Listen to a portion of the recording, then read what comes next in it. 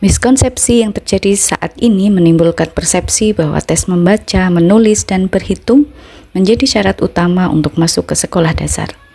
Anak dianggap harus sudah mampu, sudah mencapai kesiapan untuk sekolah di usia 6 tahun. Padahal masih ada kemampuan lainnya yang harus juga dipersiapkan, seperti kemampuan mengelola emosi, kemandirian, kemampuan membedakan yang baik dan yang benar, dan yang lainnya. Kemampuan ini disebut 6 kemampuan fondasi.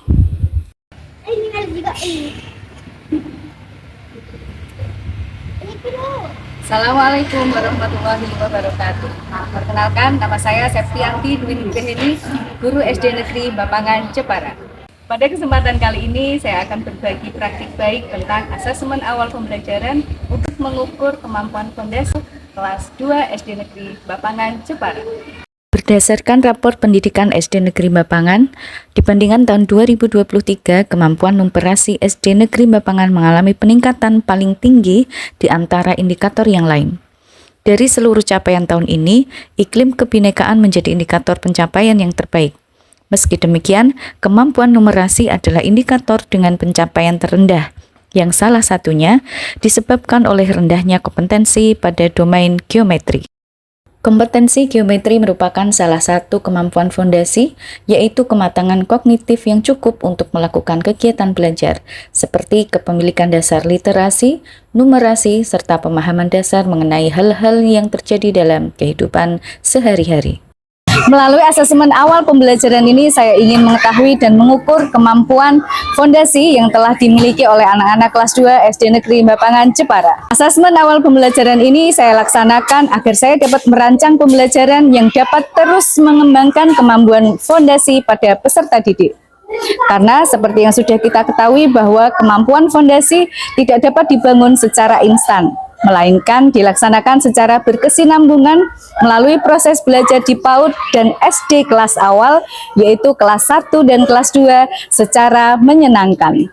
Kemampuan fondasi yang pertama adalah mengenal nilai agama dan budi pekerti. Kemampuan ini merupakan kemampuan untuk mengenal dan percaya kepada Tuhan Yang Maha Esa, mengenal ajaran pokok agama, dan menunjukkan sikap menyayangi dirinya, sesama manusia, serta alam, melalui partisipasi aktif dalam merawat diri dan lingkungannya. Perilaku yang diamati antara lain, peserta didik mengenal konsep Tuhan Yang Maha Esa dan mengetahui kegiatan ibadah sesuai dengan agama dan kepercayaannya. Dan peserta didik bersedia menjalin pertemanan dengan siapa saja.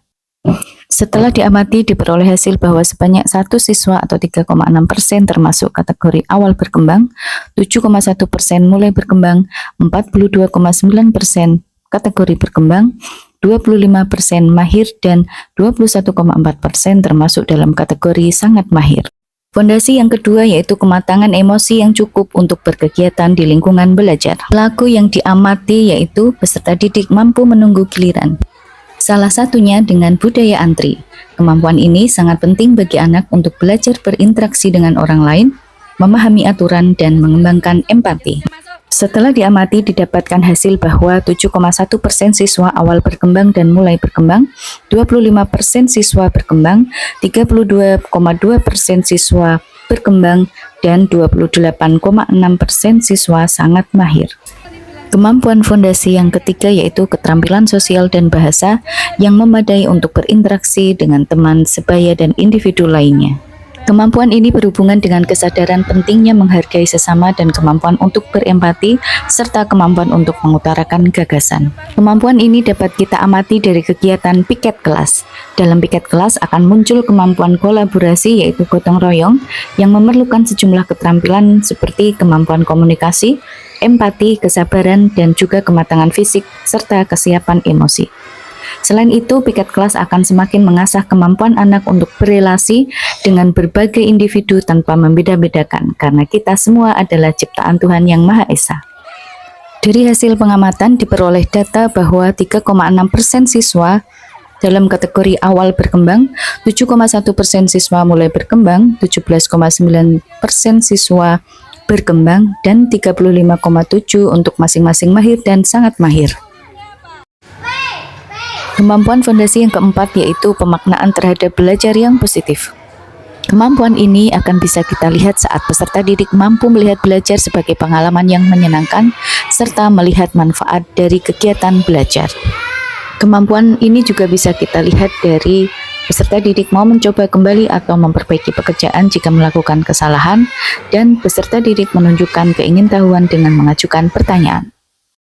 Pada hasil pengamatan diperoleh data bahwa 3,6% siswa berada pada kategori awal berkembang, 7,1% siswa mulai berkembang, 17,9% siswa berkembang, 42,8% siswa mahir, dan 28,6% sangat mahir.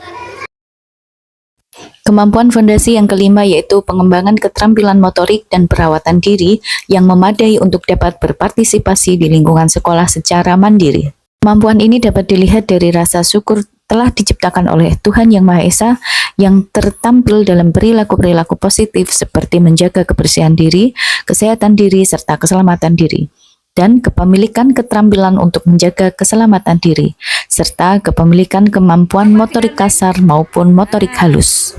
Dilakukan melalui cara-cara yang sederhana terlebih dahulu, misalnya dengan membersihkan diri setelah buang air kecil atau buang air besar, mencuci tangan, menggosok gigi, mengenakan pakaian, memakai kaos kaki dan sepatu sendiri.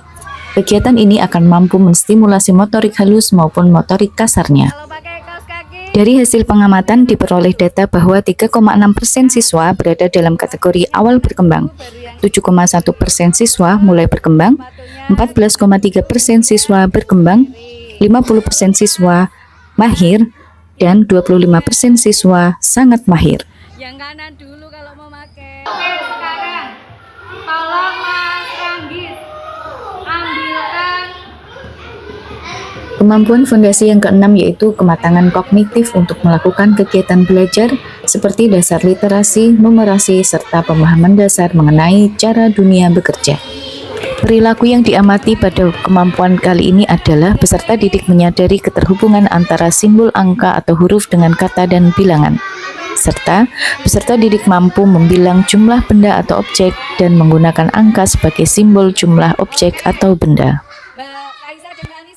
Dari hasil pengamatan diperoleh data bahwa 10,7% siswa termasuk dalam kategori awal berkembang, 7,2% siswa mulai berkembang, 17,9% berkembang, 21,4% mahir, dan 42,8% sangat mahir.